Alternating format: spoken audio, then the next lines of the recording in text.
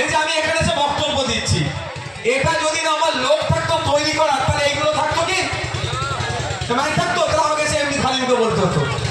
তো সুইপারই তো পরিষ্কার করবে।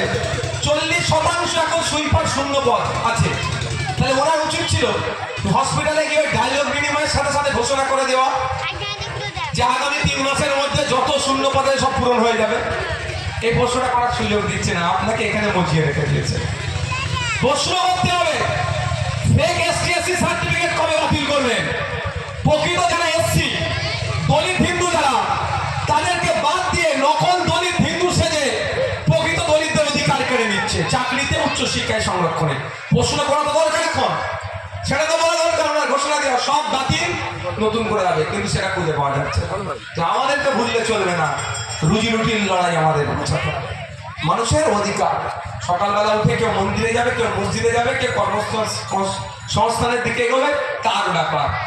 কিন্তু দিনের শেষে যেন তার পেটটা, মেহনত যেটা করছে, যেন যা ইনকাম করছে পেটে যেন ভাতটা আসে, খালি পেটে না ঘুমায়, সেটা আইএসএফ বামপন্থীরা দেখবে। এই জন্যই তৃণমূল বিজেপির সাথে আইএসএফ বামপন্থীদের এইটা পার্থক্য। আমি আর বক্তব্য দীর্ঘায়িত